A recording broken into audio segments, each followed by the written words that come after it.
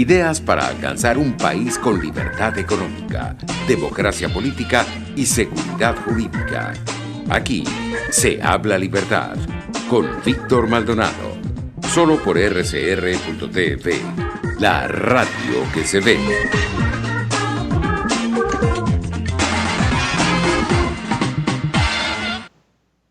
Bueno, 4 de septiembre del año 2020, San Moisés, liberador del pueblo de Israel.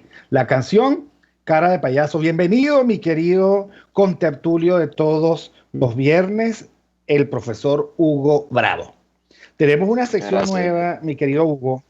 Es una sección en donde nosotros vamos a conversar con jóvenes libertarios, con jóvenes comprometidos con la libertad. Y esta vez, imagínate, tengo el gusto de presentar a Leonardo Verónico, abogado de 26 años, egresado de la Universidad Católica Andrés Bello del año 2017. Ya a estas alturas tiene estudios de posgrado en Derecho Constitucional, en Gobernabilidad y en Derechos Humanos.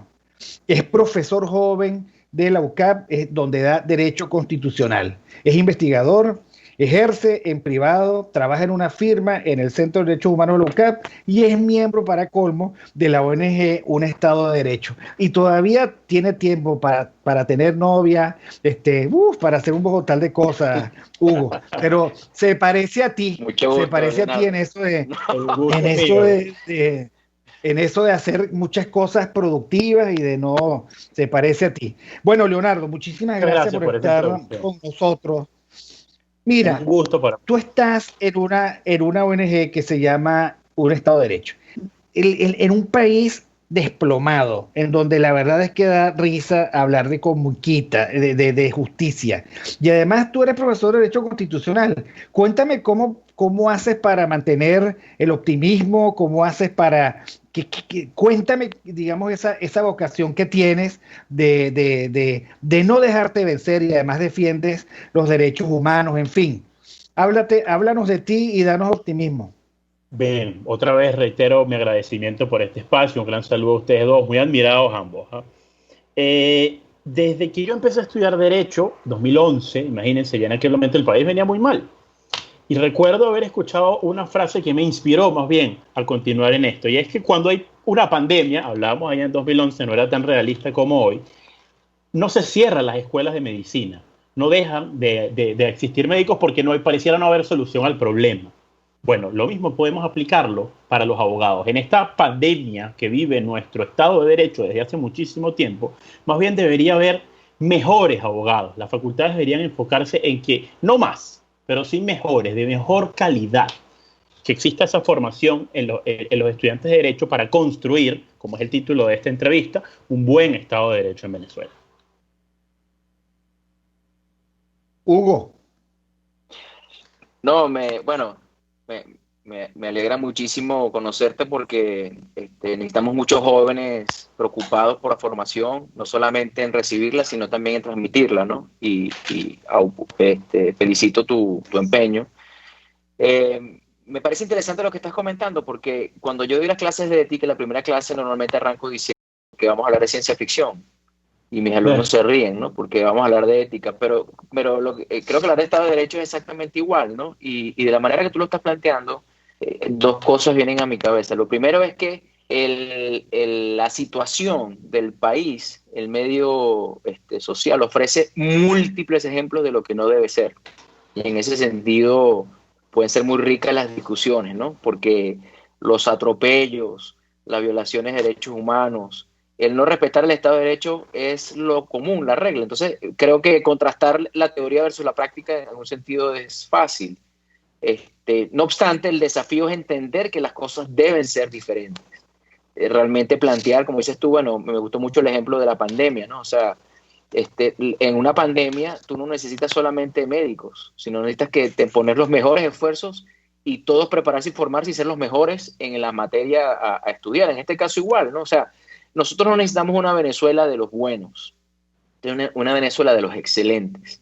Y eso me lleva a pensar, Víctor, en lo que vamos a tocar después, es de tanto conformarnos con las condiciones mínimas, de tanto conformarnos con el mal menor, de tanto procurar lo menor, estamos llenos de estiércol, ¿no? O sea, estamos rodeados bueno, esa es la consecuencia de procurar lo menos, lo menos de lo que deberías procurar lo más. O sea, yo iría a luchar por mayor cantidad de Estado de Derecho, yo iría a luchar por mayor ética, yo iría a luchar por mayor transparencia, no por la mínima que me puedan otorgar, ¿no?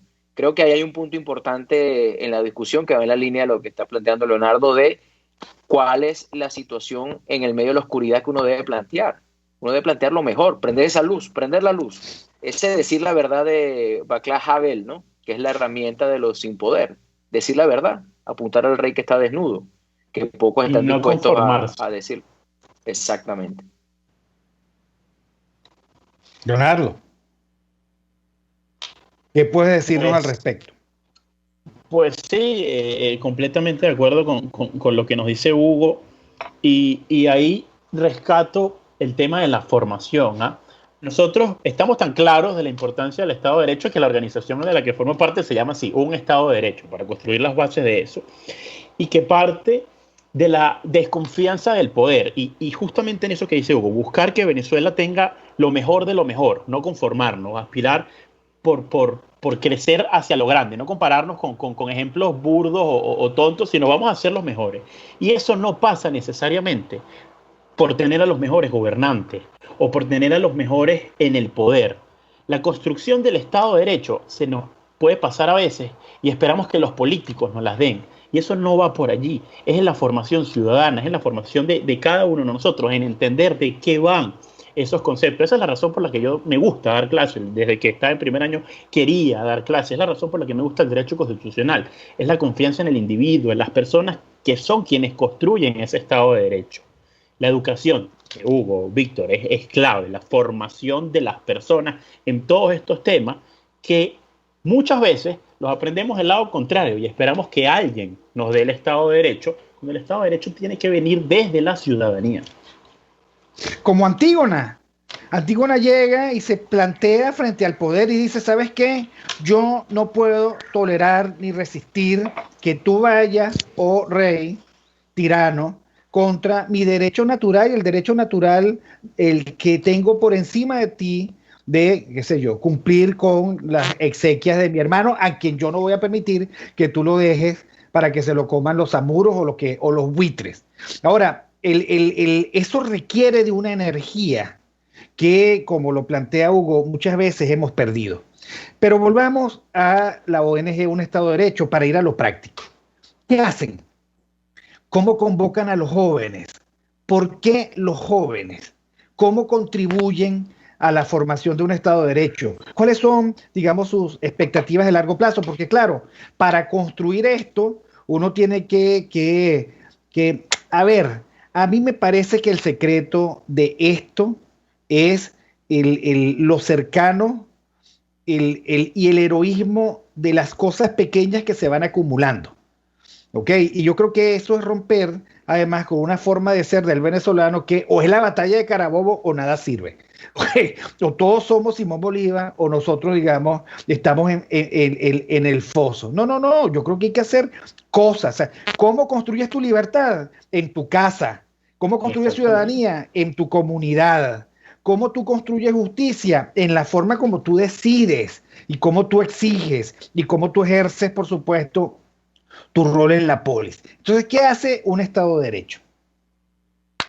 Te complemento lo que decías, Víctor, ¿cómo ejerces tu libertad? Desde tu formación, desde lo que tú hagas, hacerlo confiando en ti, en el individuo y en no ser un pedigüeño del gobierno.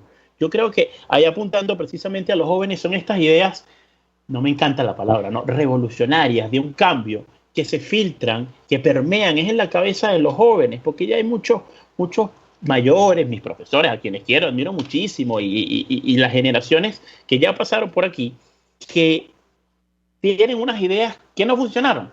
Unas ideas de un Estado grande, unas ideas de un Estado prestacional, de un Estado fuerte, de un Estado necesario, que fallaron, fracasaron. Por eso, un Estado de Derecho se enfoca en jóvenes como yo. Nos enfocamos en gente, en estudiantes universitarios principalmente, porque de ahí nacemos, de la Universidad Católica Andrés Bello. Un Estado de Derecho nace en 2010. Precisamente con el profesor Antonio Canova y varios de sus alumnos comienzan estas ideas de por qué es importante un Estado de Derecho para Venezuela. Hicieron libros, hicieron investigaciones, muy recomendado uno de ellos, Individuos o Masas, sobre el cual hemos debatido y explicado bastante. Y tuvo un periodo de pausa. Hoy, en 2020, y aprovechando este tiempo de la tecnología, estar en nuestras casas por cuestiones ajenas a nuestra voluntad, hemos decidido darle una inyección de adrenalina.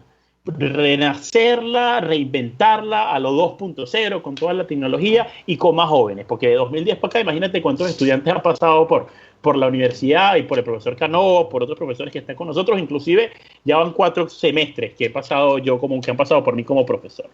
Esos jóvenes son donde nacen estas ideas ni tan novedosas, sino distintas a lo que hemos venido haciendo en Venezuela.